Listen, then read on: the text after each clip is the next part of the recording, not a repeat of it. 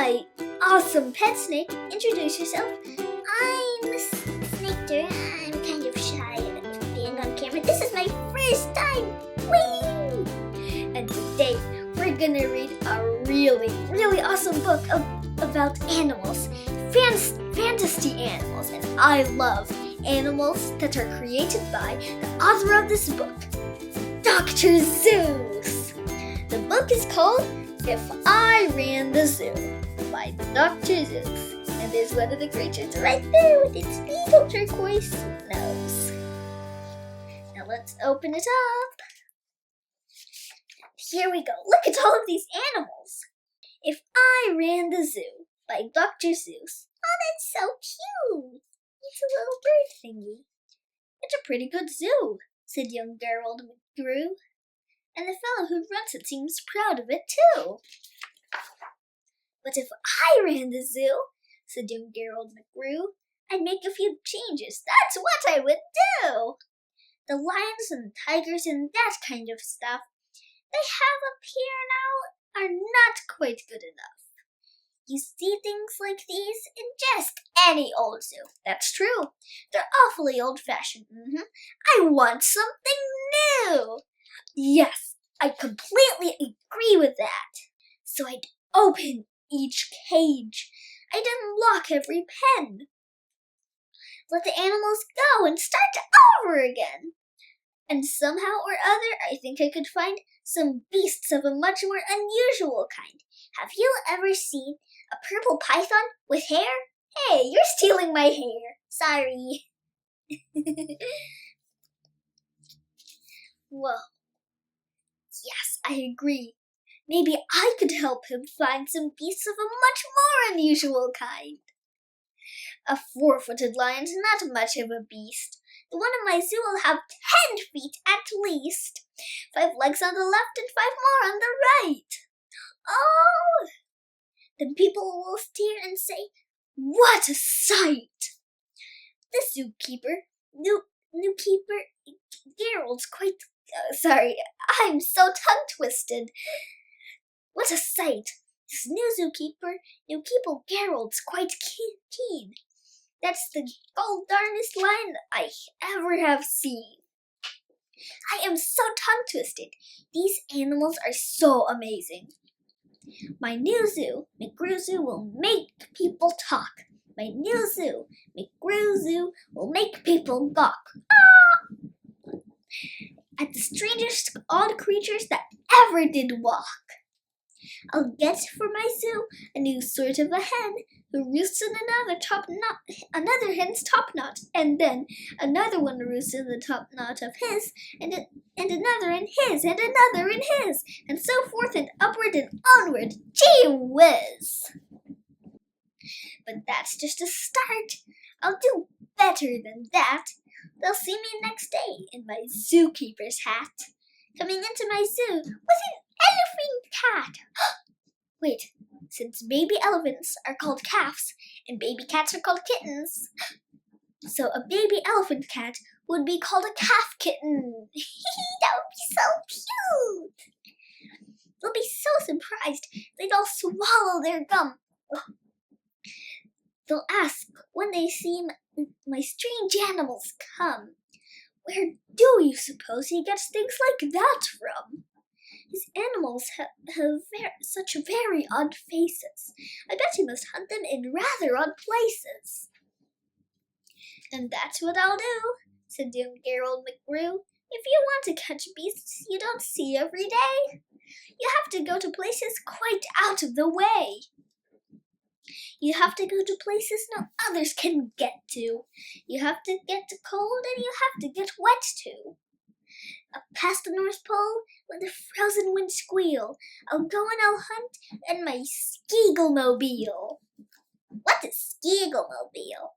Oh, well, I don't know, but it seems really interesting. Look at the picture. And I'll bring back a family of what do you know? And that's how my new zoo, McGrew Zoo, will grow. A family of what do you know? Well, what do you know about that? What do you know about the what do you know? I have no idea. I'll hunt in the mountains of Zombamatant with helpers who all wear their eyes at a slant. Chinese! Yay! I love China. And capture a fine fluffy bird called the bustard who only eats custard with sauce made of mustard. And also a very fine beast called the flustered who only eats mustard with sauce made of custard. I'll catch him in caves and I'll catch him in brooks. I'll catch him in crannies. I'll catch him in nooks that you don't read about in geography books. I'll catch him in countries that no one can spell, like the country of Motafa Potafapel. That isn't even on my map of the world.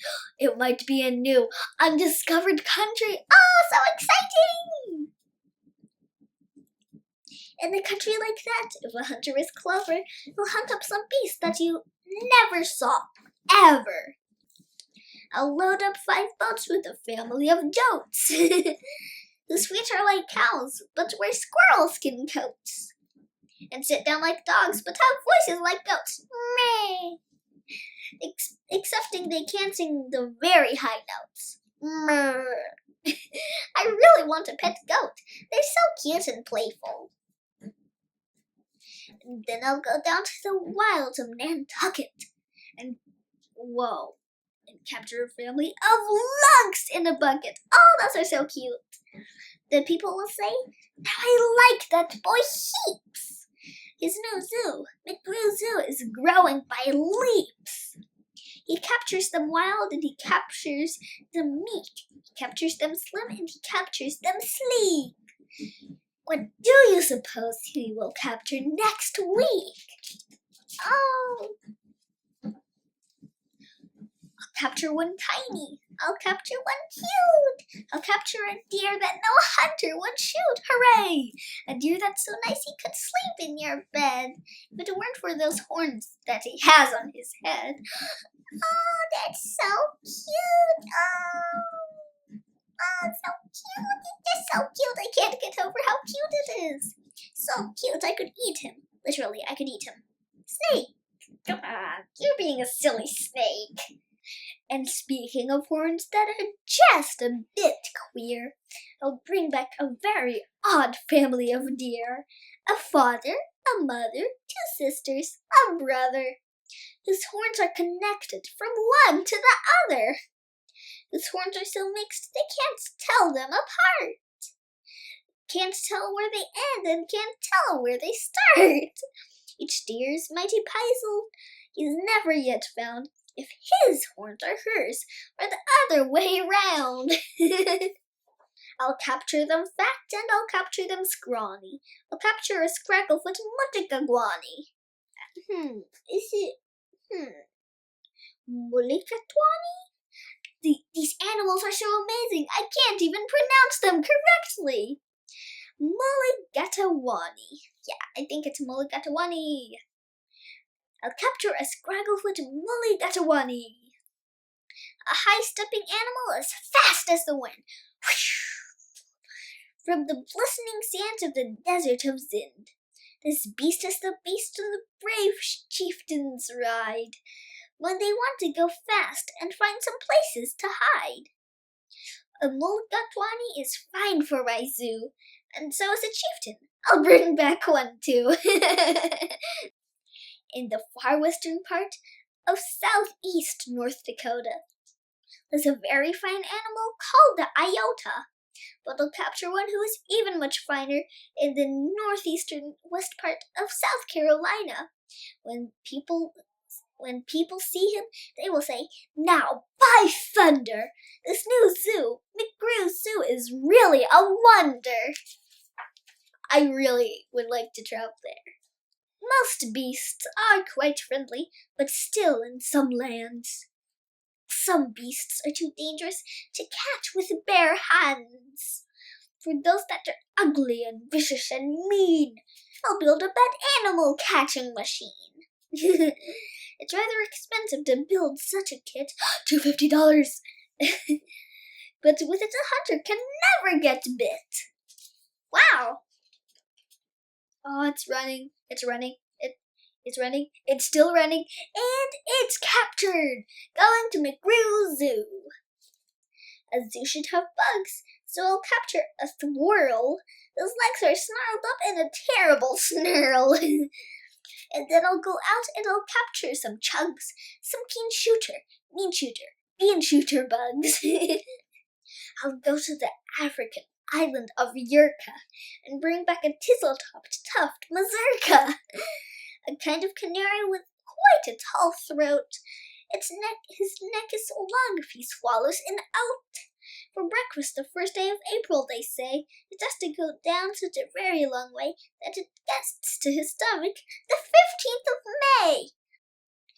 I'll bag a big bug who is very surprising, a feller who has a propeller for rising, and zooming around making cross-country hops, from Texas to Boston with only 2 stops. Now that sort of thing for a bug is just tops. Oh, so cute! I will tickle his belly. And when I've caught him, then the next thing you know, I'll go and capture a wild tic-tac-toe. Does it have toes? Toes! With X's that win and with zeros that lose. It'll look mighty good in this zoo of McGrews. I'll bring back a gusset, a gherkin. I eat those. Gherkins are like little miniature zucchinis or cucumbers that are pickled and they're really sweet. I'll bring back a gusset, a gherkin, a gasket, and also a gooch from the wilds of Nantasket. So cute. And 8 Persian princes will carry the basket. But what their names are, I don't know, so don't ask it. In a cave in Ooh, that's a tricky word to see. In a cave in Khartoum lives a beast called the Natch that no other hunter's been able to catch. He's hidden for years in a cave with a pout, and no one's been able to make him come out. But I'll coax him out with a wonderful meal that's cooked by my cooks in my cooker-mobile. They'll fix up a dish that is just to his taste. 3 chicken croquettes made of library paste, then sprinkled with peanut shucks, pickled and spiced, then baked at 600 degrees, and then iced. It's mighty hard cooking to cook up such feasts, but that's how the new McGrew gets beasts. I'd rather not call them beasts because they're so cute! Whoa, I am amazed. I'll go to the faraway mountains of Tomsk, near the river of Nubsk, and I'll bring back an Obsk, a sort of a kind of thingamabobsk. You only eat rhubarb and corn on the Kobsk. Then people will flock to my zoo in a mobsk. McGrew, they will say, that's a wonderful Dobsk. He hunts with some vim and hunts with such vigor. His new zoo, McGrew Zoo, gets bigger and bigger. Wait, you mean Burger Robsk? And speaking of birds, there's the Russian Paluski, whose headski is redski and belly is blueski. I'll get one of them for my Zooski McGrewski. Then the whole town will gasp, why, this boy never sleeps. No keeper before ever kept what he keeps.